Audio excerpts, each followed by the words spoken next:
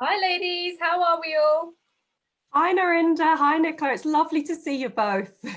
Yes, lovely to see you both too. Isn't it so good that we've managed to finally meet up like this? I know, it's amazing, it's really good. Yeah, it's A really social nice. event for once. Yeah. I can see some champagne behind you, Nicola. Of course, always Narinder. It's Friday after all. So Nicola, it's no secret that you enjoy your champagne. And I know that there's a particular way you should open a bottle and that you shouldn't just let it explode across the room. So yes, you very true, Adela. How I should open this bottle, please. Yeah, so have you taken the silver cap off? Yeah, so if you that's step take one. that one off first, and I suppose it depends how strong you are. Usually like a wee tea towel. I have got a tea towel. I've got a Christmas themed tea towel. Oh, I'm very just good. step ahead. Yeah. Oh, Narinda started already. She's ahead of us. So what you actually should do is slowly turn the cork in the bottle and just let it release very slowly. Oh, okay. Right, you've just lost all your bubbles, Adela. I obviously didn't do that properly. And then pouring, you have to tilt the glass, don't you? If you pour it on a tilt, it's quite good because you don't lose the bubbles so much, and also you can fill up the glass faster, which is always an advantage. So fit more in there. I failed a bit there. I gather that the cork can fly for up to 30 miles an hour, which I find quite incredible. But I know I've only ever let it go if it's been outside, and it is quite exciting, but you do lose, I think, quite a lot of the fizz from the champagne. Yes, and so that is all important, isn't it? Fizz is all important, exactly. It's always have to be judging the bubbles. Cheers. Well, I've not actually poured mine yet because I wanted to show you my new glass variation. So this is the tulip-shaped glass. Now, anyone that knows me knows I'm very particular about my glasses. But actually, I used to be like you, Adela, and like a champagne flute. And it was actually one Christmas night out a couple of years ago with some friends where I was presented with this very glass, not the exact one, I didn't pinch it from the restaurant, but this style. And I actually said to the waitress, oh, can we have champagne flutes, please? Very indignantly, because I thought she'd brought us wine glasses. But she explained to me that this was the new Veuve Clicquot design, and it was really aimed to make the champagne taste better. So basically, we should all be using this tulip-shaped glass, which is designed to be sort of a hybrid between the old style coupe glass and the flute and a small wine glass. And the benefits are that because it's more bowl-shaped, you get a larger surface area of bubbles, and that allows the aromas to develop further. And we all know that smell is such a big part of taste sensation. So actually you get more taste when you smell more, and you'll get much more of the bouquet of the champagne with the tulip-shaped glass. But it's also tall enough to allow all the bubbles to come up to the surface. And at the surface, the bubbles explode and release little bubbles of champagne into the air. And then you can also smell those. And that gives you, again, much more flavour for your champagne. I think it's time you poured a glass, Nicola. Yes, I think you're right. I shall pour it on the slant, Adele, like I showed you.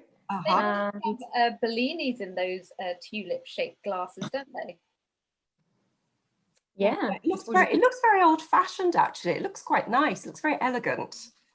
Yeah, and it kind of reminds me actually of the ITI in a way, because this was something that was really new to me, and I thought, oh, I'm not sure about this because maybe a wee bit stuck in our ways, and sometimes you don't like change or find it hard to accept. But then I just thought of the ITI and how they're always so evidence-based and coming up with new ideas and educating and teaching us new methods that we can really use to enhance our patient care. And I thought, yeah, very forward thinking, and it's good to move with the times. So cheers to that, we mentioned for the ITI. Cheers. So Nicola, I did bring in preparation another glass because of what you said to me. So I'm going to experiment. I'm going to put some champagne, pouring it at an angle, of course, in this one. And I'm going to see if I can smell or taste the difference from all these tiny little bubbles that are coming to the surface. Of course, I've just poured that one. I'll just let it settle. I'll smell this one first. It does smell different, you know. It absolutely does. This one smells less yeasty than that one. The bubbles can be quite irritating on your nose from the flute because they're so near the surface. Yeah, so I gather that concentration of carbon dioxide can irritate your nose. It is gentler from there, and it is It's less sharp. Well, I'm converted. So whenever I have champagne, I sort of get quite excited. I think it's a special occasion, or something's going to happen, some anticipation. And this is reminding me of everything we've got to look forward to next year. I've really enjoyed working with the three of you so far. I think we're a really great team. And I know we're planning education events, social events, and I just hope we can do them in person next year and get to see each other. So cheers to that as well. I totally agree. I think we get on so well. I really, really enjoy working with you both. It's always so much fun. I always look forward to our next meetings, our next plans. I get so excited over them. But yeah, it would be so much nicer if we could have all of this in person.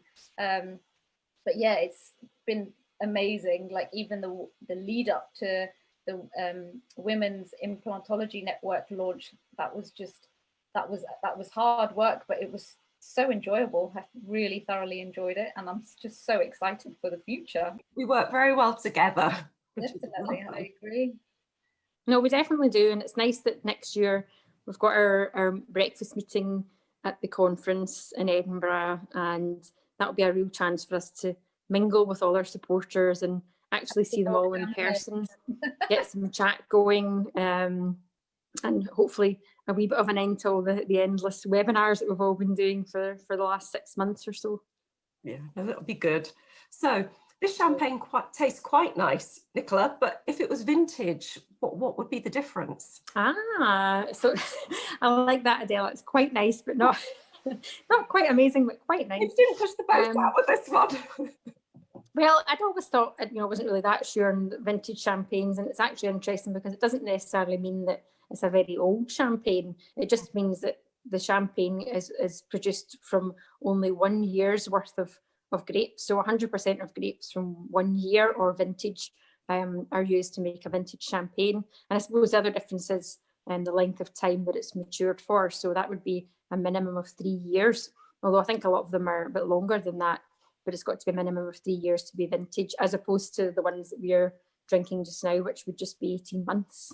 Okay. But it's kind of an investment, I suppose, in time, because you should technically end up with a nicer, fuller champagne with much more flavour. So the rewards are there just for waiting that bit longer. I suppose it's a bit like the three of us and our specialist training. We sort of invested that 3 year time to really take our single specialties and expand our knowledge and skills and really try to be the very best that we could be.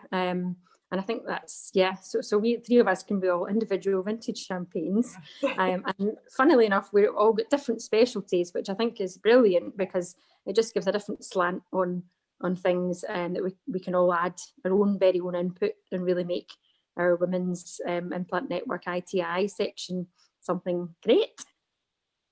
So cheers to that. Cheers to that as well. And I quite like the tradition of champagne as well. And that reminds me of the tradition of the ITI. And it's 40 years old this year as well, which is something else to celebrate. And I think if we look back 40 years, it was probably, or definitely quite male dominated. But now I really feel that they are looking to the future, and our group is part of that future as well. So it's really nice to sort of take the tradition and move forward with it as well. And it's another reason why I feel really excited that, we as a group just work so well together. We've got so many sort of new ideas coming up to try and engage more female dentists within the ITI. So that's definitely worth having a cheers to.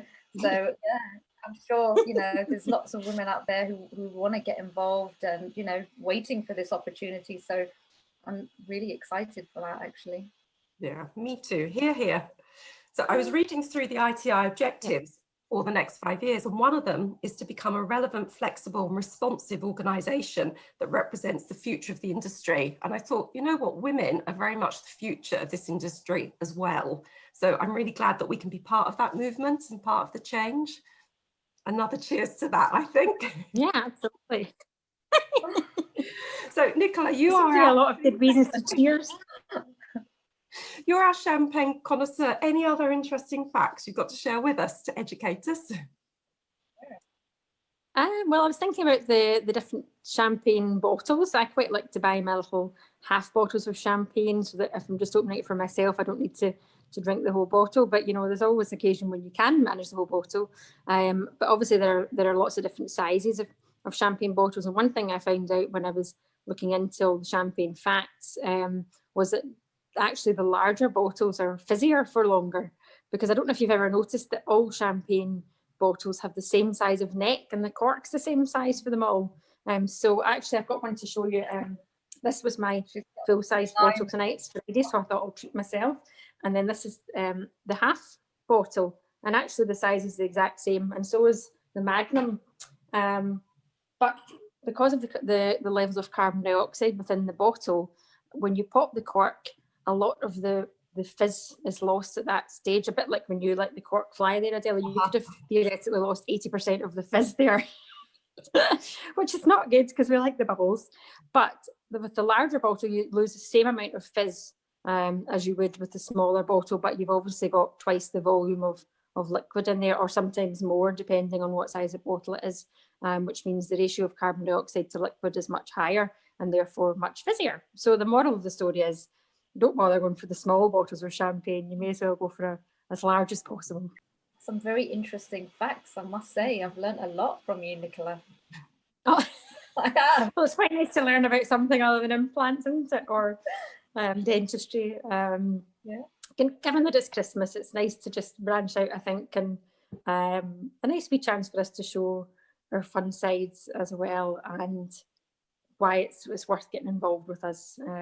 For all those women out there that want to become part of the Women's ITI network.